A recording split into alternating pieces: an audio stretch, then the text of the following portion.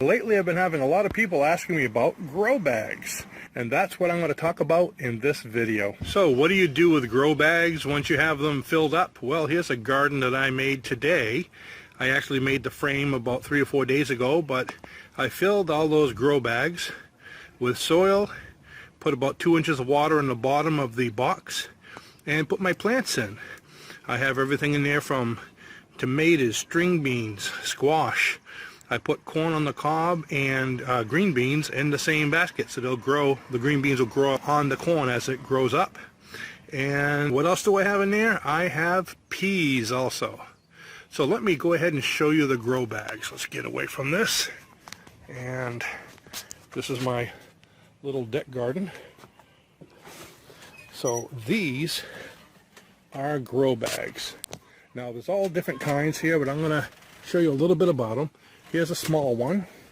So you can see it's just a little bag, and you would fill that up with soil. And this here is a small, I believe a 2-gallon bag. The ones you saw downstairs, I have a deck actually, so that's below the deck because I water them from the deck. This is very much an urban garden.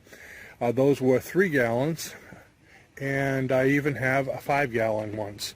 So anyways, what I do is I fill these with soil, and you have to have soil that would wick water up pretty well. So they're about 3/4 peat moss and cow manure, and let's see, I have a little garden soil in there. So that's the basics. I have a little bit of Epsom salt in it, and let's see what else, even a little bit of lime, and about probably 2 big handfuls of Perlite to aerate it a little bit more. So what you do is, as you start to fill it up, you get it about halfway fill, and then you water it down and mix it around to make sure it really gets pretty wet.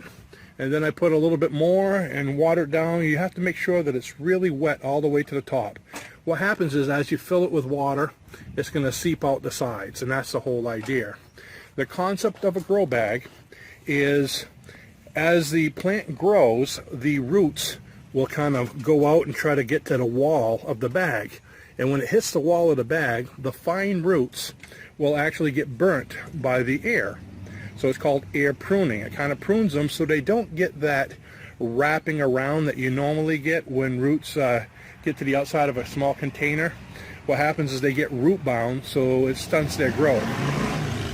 You can see I'm in the city. There's a lot of noise while I'm doing this. Okay. So the small plants get root bound, or if they're in a container that can't have air. So with this, it burns out the finer roots, and more strength goes into the main taproot of the plant. The result is you can grow plants that are healthier, stronger, in a lot smaller bag. Downstairs I have Cherokee Golds, and I have cucumbers and zucchini squash, all in 3 and 4 gallon grow bags. So I expect them to not get root bound and grow really well, and you'll be able to see that at the end of the season. So that's pretty much how a grow bag works. And what you do is you would set it in water. Now, I had some up here a little while ago, and they were sitting in, let's see if I can find it, these little containers. Okay, what I did is I put about maybe, I filled that with water about halfway, and I just sat the bag right inside of it, so it would go like this. And I just had to keep water in there. And that's pretty much what I'm doing with that big system downstairs. Now, what kind of bags can you get? I ordered these online. Just go online on Amazon and punch in grow bags, and you'll find tons of them. Normally they go anywhere from, depending on the deal, you can get 75 cents to a couple of dollars. Now, any kind of bag that's porous will pretty much work. Here's one. This is a cloth bag. I got this at Walmart. Actually, I got them on sale for like $1 each. And this is a 5-gallon bag. And what I use these for, the same kind of system, but you see those buckets over there? My Alaska buckets? I have one of these bags in each one of those buckets. Matter of fact, if you can see in the holes, you could probably see the stripes. So I have one of these bags in there, and they're actually sitting on a colander to keep them off the ground, so that way they're getting air pruning all the way around. Okay, and of course I have a feeder coming out of that blue bucket going in there that keeps about maybe 1.5 inches to 2 inches of water, so they're always getting fed from the base. Now, if you want to know a cheaper way of doing this, okay, I have corn on the cob downstairs, so I wanted to have enough soil to be able to grow it.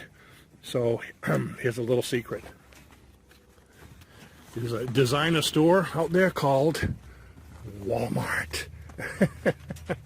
Okay, let me get this. The handle's not paying attention. Okay, these Walmart bags, they will work just as well. They hold about 5 gallons. They're pretty big, okay? So that'll hold quite a bit of soil. That handle just doesn't want to behave. So they hold about 5 gallons of soil. So that will handle just pretty much any plant you have.